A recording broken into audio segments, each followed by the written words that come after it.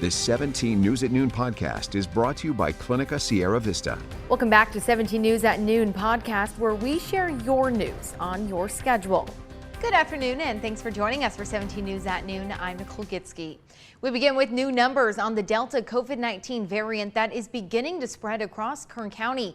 The Kern County Public Health Department reported 3 new cases of the variant today, bringing the county's total to 6. The B16172 variant was first detected in India last year and has since been spreading across the United States, becoming the dominant variant. Meantime, Los Angeles County is reimposing its mask mandate, whether you're vaccinated or not. The move comes as the number of cases has risen dramatically. Now, here at home, Public Health says no mask mandate will be enforced at this time. Clinica Sierra Vista is now offering rapid COVID-19 testing and COVID-19 vaccinations. Call 833-278-4584 to make your appointment. But don't delay. Clinica Sierra Vista, putting patients first. Now, other news making headlines. 2 people were stabbed after a fight in Oildale. The sheriff's office says it happened just after 2 this morning on Roberts Lane, just east of Oildale Drive. Deputies say a fight broke out between several people. 2 of those involved in the fight were stabbed. KCSO says the 2 were taken to the hospital. No word yet on what led up to the fight. No arrests have been made at this time. Also overnight, a large fire destroys at least 1 building in South Bakersfield. Firefighters were called to a fire on Cottonwood Road near East Casa Loma Drive around 8:30 last night. Witnesses tell us neighbors worked to save each other's homes as flames were shooting into the sky. It's not immediately clear what caused the fire, but witnesses suspect an arsonist could be in the area, as several fires have broken out nearby. We're still waiting to hear back from the fire department to gather more information at this time. Now to a disturbing case of alleged animal cruelty and the arrest of a Delano man. The Tulare County Sheriff's Office responded to a property on Tyler Street in Porterville yesterday for 4 dead horses and a sick mule. Detectives observed there wasn't any water for the animals and learned the suspect hadn't checked on the animals for 10 days. 53-year-old Juan Vega Ponce was arrested and faces charges of animal cruelty. Now in your 17 Court Watch, Tyrone Johnson and David Palms are set to appear in court today. You may remember when the 2 escaped from the Lerdo Justice Facility back in April. David Palms was caught hours after the escape, but Tyrone Johnson was on the run for 55 days before he was arrested following a pursuit. The 2 were awaiting trial for the shooting death of 3-year-old Major Sutton. Now we will have more on their hearing tonight on 17 News at 5.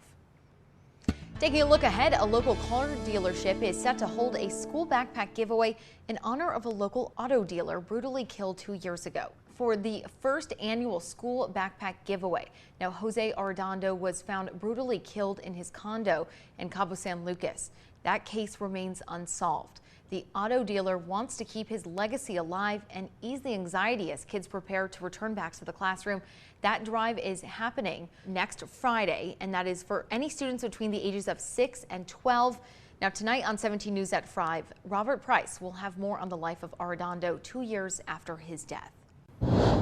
Tomorrow, Bakersfield Mayor Karen Go and City Manager Christian Clegg will provide an update on the state of the city.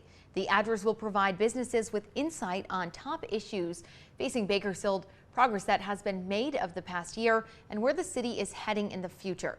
You can watch the address tomorrow at 6:30 right here on TV 17.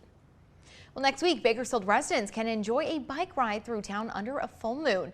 Bike Bakersfield will hold an all-ages ride next Friday from Beach Park on the Kern River Parkway to the marketplace. The 6-mile ride will begin at 8 p.m. Lights and helmets are encouraged for all riders, and those under 18 are required by law to wear a helmet.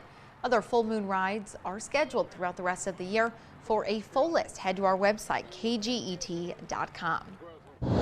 And speaking of transportation, Golden Empire Transit is set to return a limited night service.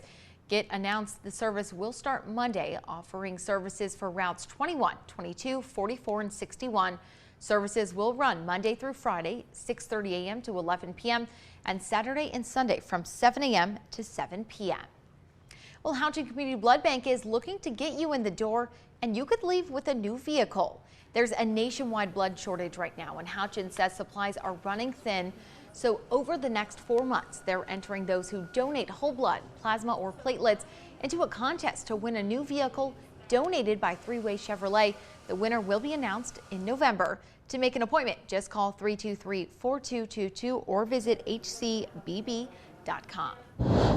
In your 17 Business Watch, coffee lovers have a new reason to celebrate as Dutch Bros expands into Northwest Bakersfield. The company's new location on Callaway Drive opened this morning. This comes after the company opened another new location in Bakersfield last month on California Avenue. The Callaway Drive location is located right next to Firehouse, north of Rosedale Highway. This Sunday is National Ice Cream Day, and we have some of the best ice cream in our neck of the woods. Local favorites include Rosemary's and Moot Creamery, but there are other local eateries in town offering something sweet. Now, in this week's Pop Kern, I stopped by 1800, which offers Instagram-worthy milkshakes, newly opened Sugar Shack that has just about everything to cure your sweet tooth and cold heart. That encompasses Latino favorites with a modern twist. You can catch the latest episode on our website, kget.com, and Pop Kern is new every Friday at noon. New COVID fears in the world of baseball after an outbreak in the New York Yankees clubhouse. That COVID outbreak led to the cancellation of last night's games between the Yankees and their longtime rivals, the Boston Red Sox. But this development could potentially have an impact on the entire league.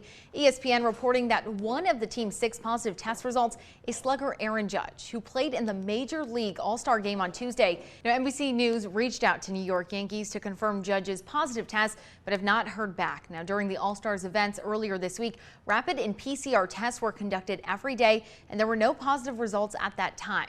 As for the Yankees-Red Sox series, they are set to play tonight. It's unclear right now if that will still happen. They have it set as of this time. Now, all eyes are also on the Olympics, which are just a week away. New daily cases have been steadily climbing since mid-June, and experts say they could hit several thousand during the Olympics.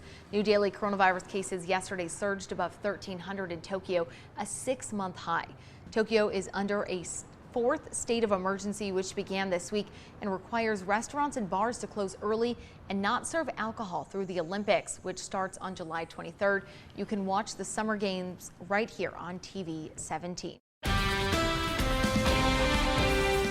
The 17 News at Noon podcast is a production of KGET and Nexstar Media Group. For more on all of the headlines in today's show, head to kget.com.